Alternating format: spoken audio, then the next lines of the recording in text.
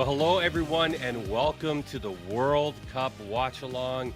I'm your host, Greg White, and we are live, and we're going to be hanging out, watching some archery, some World Cup action from Korea, where I've talked to a bunch of the compound shooters. Today is Compound Saturday. I talked to a bunch of the competitors via text messages and WhatsApp and so on, and everybody says that Korea has been an absolute brilliant host. The weather's been good. Wind has been tricky at times. They've already had team and mixed team finals as we are getting ready for the individual finals. But let me bring in a couple of the people that are going to be joining us today. The upper left-hand part of your screen is going to be Christopher Perkins, and the right part of your screen is Steve Big Cat Anderson. What's up, boys? Be here, Greg. Nice to meet you, Chris. Nice to meet you, Steve. Yeah, okay. Yep. Okay. All right, boys. Good to make acquaintance. Now, Steve, you obviously have big stage experience, World Cup stuff. Why don't you tell us a little bit about your experience shooting for the U.S. national team for a few years? Yes, I did about 10 years on Team USA. Shot my first World Cup in 2013, something like that. Shot the World Games then. Retired in 2022. And yeah, I still work in archery, work in the archery industry, but had a nice little career. At one point was ranked number 3 in the world. Won a world field championship. I think I have 20-time international medalist, and had a lot of fun. Got to shoot all over the world. And I did shoot my last World Cup at Korea 2022, which was a different venue than where they're at here. And I'm just curious, what was your experience like going to Korea, which a lot of people argue is the mecca of archery at this point?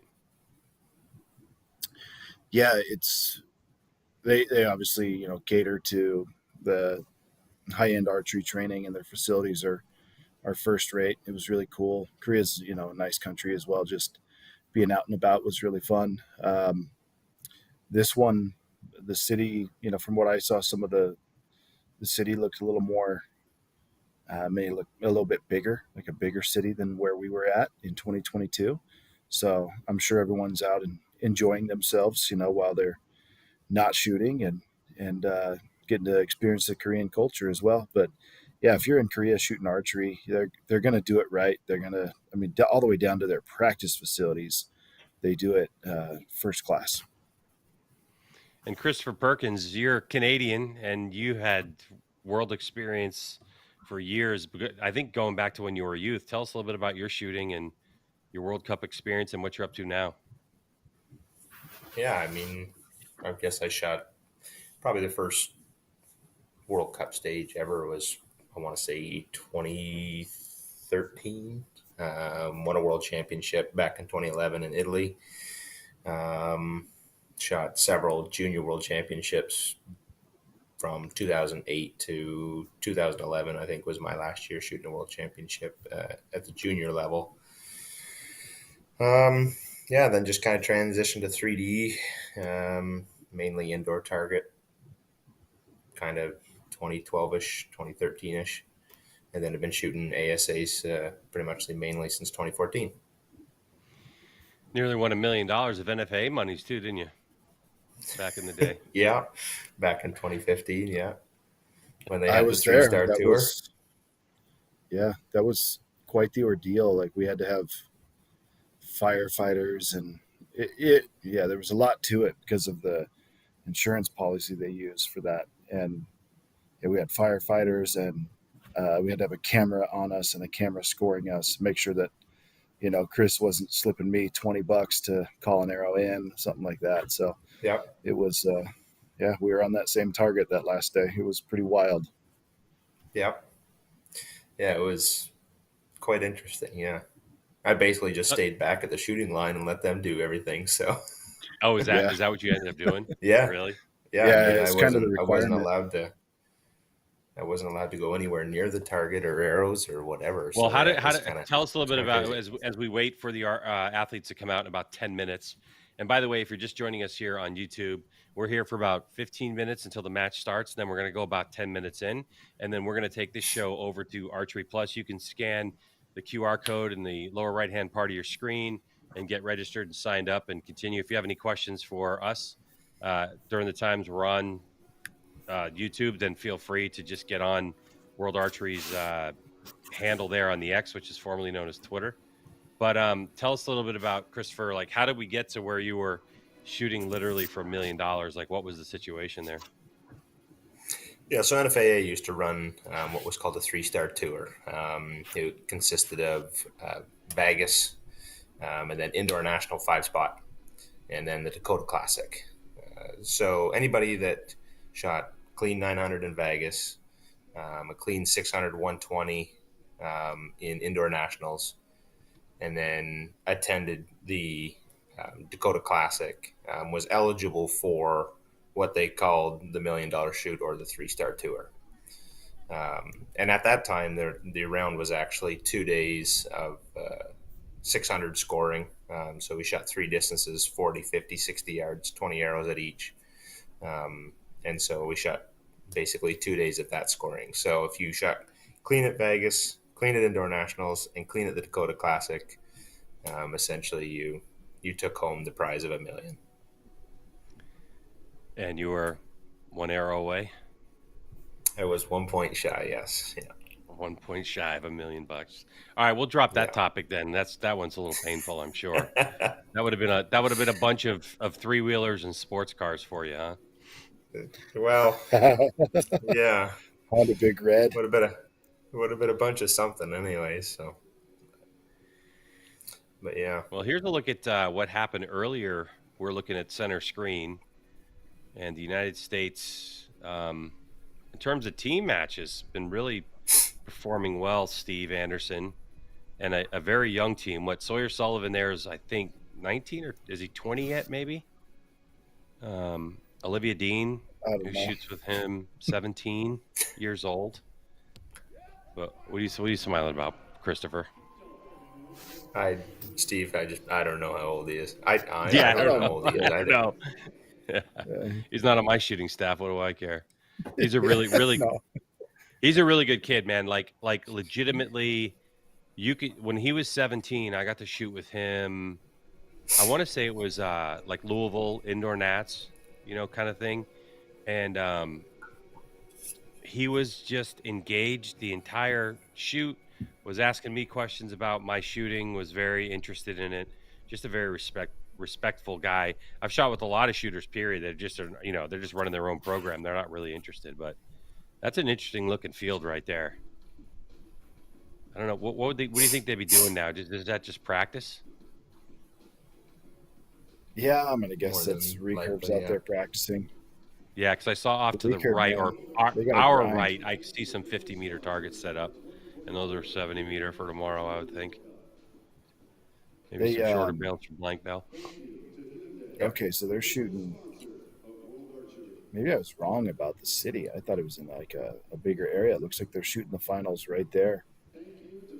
Yeah, this looks pretty rural. It's beautiful, though. Wow, nice stadium. Yeah. Big screen. Filled to the brim. With people? Just packed. Yeah, they're I mean, not yeah, but let's. I mean, listen, you guys have more experience international shooting than I do, but let's face it. Like Korea, I think is more of a recurve country than it is a compound country. Yeah. At the last one, it was pretty well attended actually, and recurve day looked very well attended. It was also more in a city. Like this one looks pretty rural. I'm surprised. I thought it was something completely different. So I'm obviously confused. Yeah, but maybe that's where the venue is. But behind where they are, they may have had a little bit of a drive out. Maybe they are in a city. Yecheon? Yeah, it might not be too far. I don't know. What is that, Yecheon?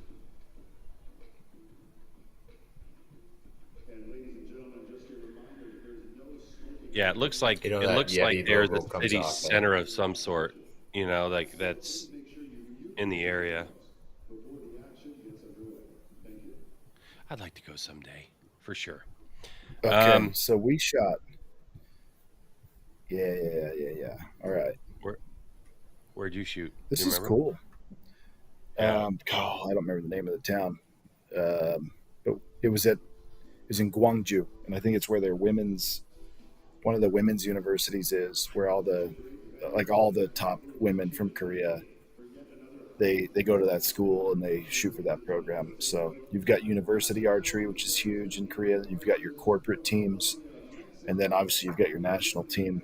Um, so pretty cool situation they've got there with the corporate teams and how they travel around, and it's competitive though, man. Like they get going at a young age. They take the most talented archers, I think, at like 14, and they send them off to basically a resident athlete program like we have here in the U.S., like an Olympic training center, and they just start grinding. And then they could probably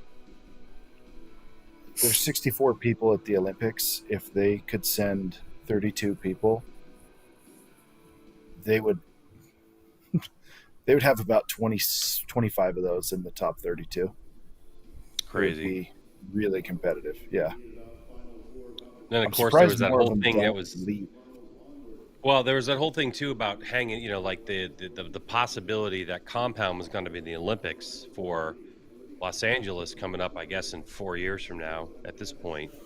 And you could already see that Korea started ramping up for the possibility that was going to happen. And it was surprising, I think, to the archery community that it actually didn't happen, and it hasn't happened yet. And then I think the possibility of it going to what's the next one after that, Australia, and Australia doesn't have really a good lobbying body, I guess, for archery. That it's probably going to be a number of years before compound gets in, but that's what I thought was really interesting was that Korea thought they could see down the road and started to make moves where they were bolstering their compound program, which is really what we're seeing here too. Hometown stuff, and you're going to see a few Koreans in the finals today. Yeah, they do well. They spent the money to hire a coach in Rio Wild, and he went and spent his year over there, and it was, they went after it, and they still are really heavily involved in um, like the Asian games, right? Compounds in that, and they take that very seriously. That's a big thing for them. So yeah, it may be off the Olympic docket, but I don't think they're taking their foot off the gas at all.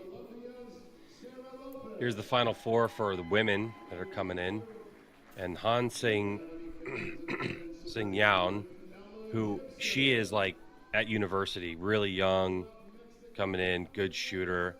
Sarah Lopez been around for a while, but Sarah's there as well, and Ella Gibson, of course, who was number one in the world last year. So looking pretty good, really talented field. Interested to see the young Korean and how she's going to handle the pressure for sure. I Yeah, think she was already I don't in know that mixed team. she's been in a final. I don't know if she's ever even shot a World Cup. I've never seen her, but you know, I don't like go around paying attention to everybody. So yeah, it's very possible she's shot a number of them, and I just No, didn't no, she notice. hasn't But shot. I don't believe, but she's shot youth world championship. She won it last year. oh, very cool. So she's been in some finals and shot on the big stage. It's a different thing when you get on the big stage, and I'll tell you that for me, it became something I like looked forward to. It was more fun, right? It was um, those moments when you're on that stage and there's a boom camera swinging in front of you, and Mhm. there's some stuff that can trip you up though. Like if you're not aware of at a lot of these world archery events, there's a big TV or a screen, a video screen, and it'll often be in view when you're at full draw, and it's on like a 1 second delay. So if you have like a little bobble and they're zoomed in on your face, you'll bobble, and then you'll see yourself bobble out of the corner of your eye on the screen, and it'll trip you out. Like it'll just it's kind of like a tremor before an earthquake, and things like that can be uncomfortable. You have to get used to that, but once you've been on the big stage a little bit, it becomes hard to go home and, shoot by yourself and grind and practice. Like you want those big moments because you can't replicate them otherwise, so you got to get out and get a lot of experience, or, you know, you're just never going to get comfortable.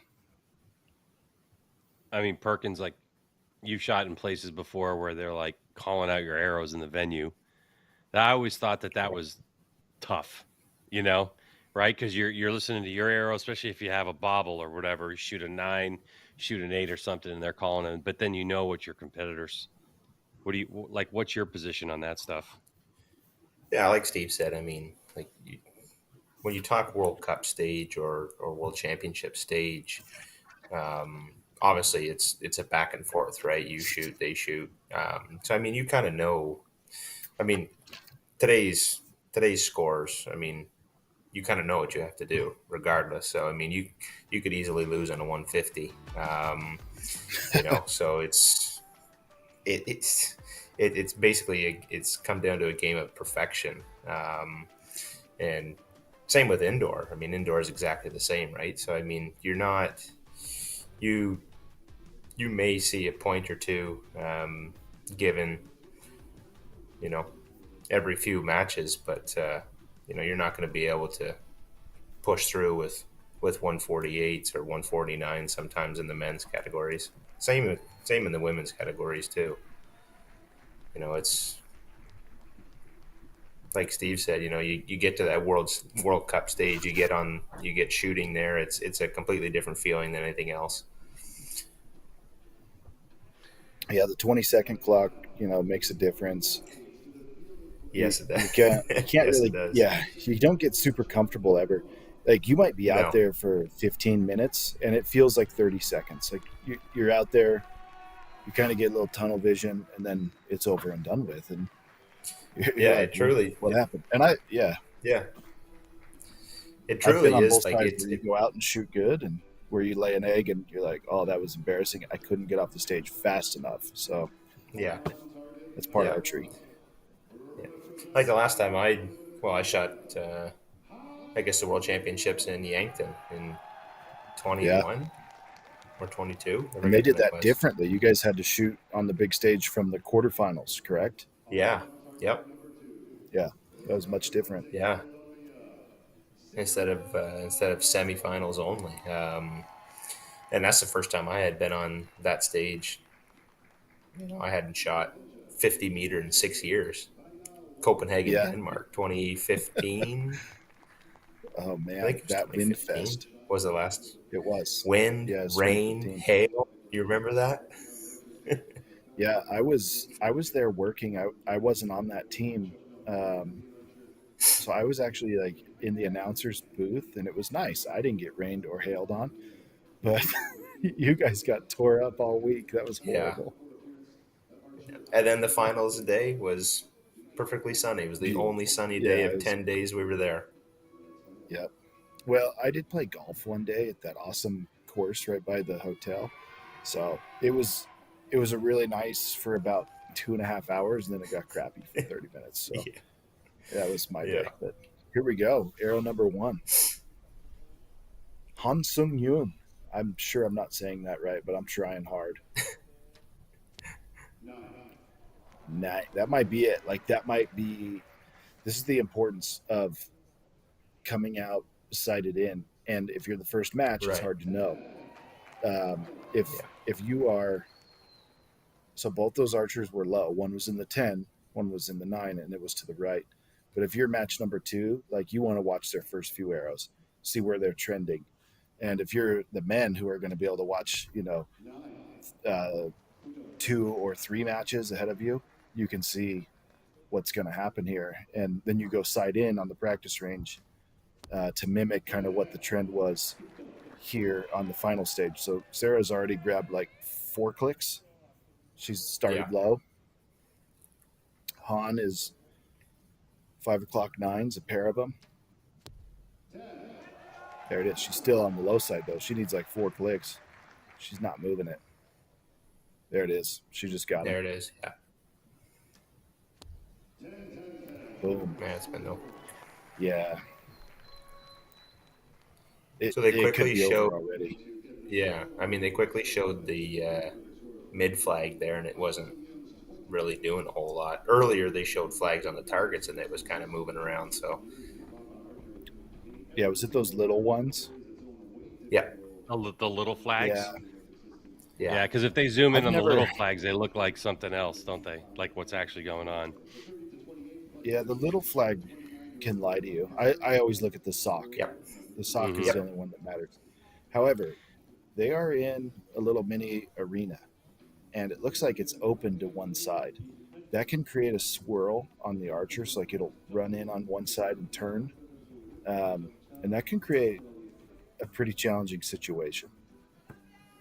Like I and it's mentioned, there open was on a the left match. side. I Yeah, Yeah, open on the left side. Yeah. Yeah, there was a match I couldn't get off the stage fast enough. It was Antalya on the beach, and I had a giant opening right behind me, and I was just getting dominated by the wind, and it Oh, was coming from my 6 o'clock. Like it was, I couldn't manage it, and yeah, I got crushed and ended up second, but was that the whatever. super windy or? No, it wasn't bad. It was not terrible. Um, that day in that particular match, it was, and where I was standing, it was pretty challenging on me. So Yeah, she's still flirting with that bottom right side. yeah, Sarah Lopez saying she had the flu she's battling with earlier on Instagram. But hey, folks, we're just she a couple minutes away from this watch party jumping over to Archery Plus. So make sure you scan that QR code and join us there. And if you have any questions, get those out on World Archery's X or Instagram or whatever. And for our boys here, and they'll try to answer you some questions. And I'm sure we got props, we got bows to talk about, and we got all kinds of stuff happening. So there is the big QR code. Scan it up, Archery Plus. Archery.tv is where it's at. And that's where this match, you can see it in its entirety. So you can watch it either through listening to the commentators who are doing the actual match itself and providing you with the world feed, or hang out with us and join us as we just kind of talk about, I don't know, just kind of nerd out on archery, I suppose. That's what we're up to.